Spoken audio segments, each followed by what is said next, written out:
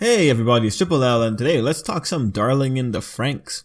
So this is a small detail coming out of Darling in the Franxx revolving around Ikuno, Mitsuru, and Ichigo.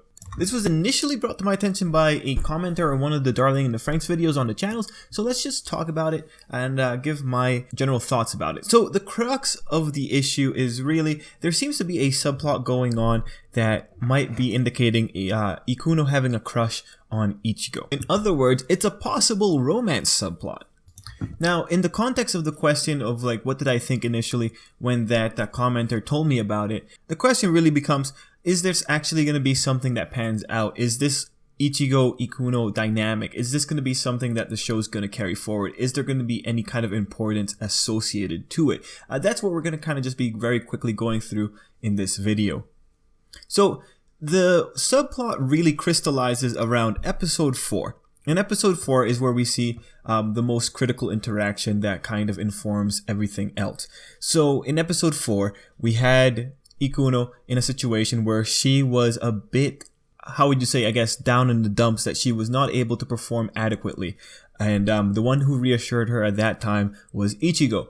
In that moment, we have the critical blush from Ikuno, and everyone knows that means something going on there. Anyway, and later on when it comes down to it, when it's time to go get in the robot and make it work, Ikuno touches back the spot where she was touched by Ichigo, reaffirms herself, and she's able to get the numbers up to a point with Mitsuru to where they can go and be effective and be efficient and actually work. So that's pretty much it. The biggest thing is this girl reassured her, and in the moment where the other girl has failed before, she remembered the reassurance and she was able to act competently.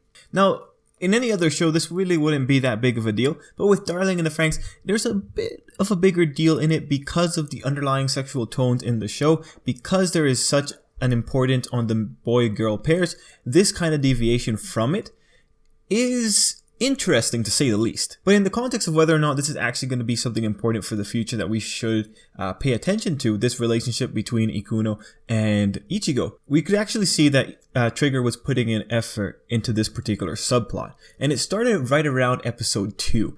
So the thing with Ikuno in particular is that when she talks with the other parasites, she's one of the first to mention of how important it is for a parasite to operate. Her character from around episode 2, whenever she started talking, she's been the one who's been talking about the threat of termination if they aren't able to perform. So when you look at her character arc here, her dealing with failing, already the Trigger's putting some weight on that. Now, back in episode 2, we also got another hint towards her dynamic with Mitsuru in particular.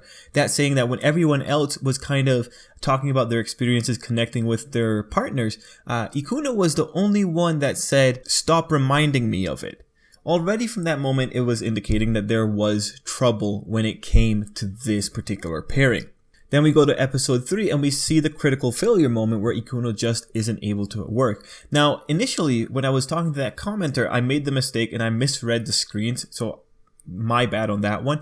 But what we ultimately see here is that Mitsuru was hitting high numbers and Ikuno just wasn't reaching it. Given the disgust that she had for him entering her mind in general, that makes sense. So overall, I think it's pretty clear that Trigger has been putting attention into the Ikuno subplot. Now it really just is a matter of when is it going to pop up again in the future episodes.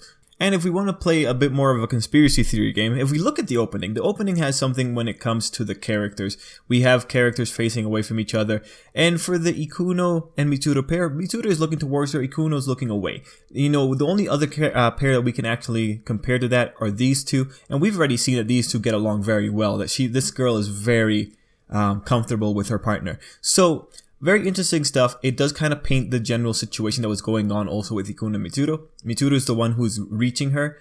She's the one that looks away until Ichigo has her reassurance moment. Overall, it's a very small detail, but it's a detail that has enough substance behind it and was being built from episode 2.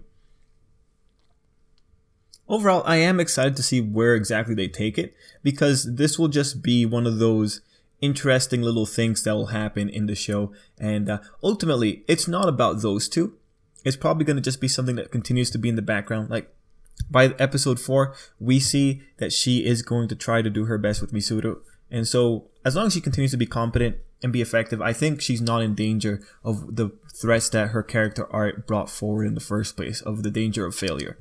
Anyway, let's call it there. Guys, thanks for watching. To the commenter, I hope you enjoyed the video. This was just my thoughts, and just, a round of applause to Trigger. As long as there aren't any last minute rewrites, I think everything will be fine, and we'll get something that, at the very least, a novel experience for Darling in the Franxx. Anyway, guys, thanks for watching. Till next time, I hope you have a great day.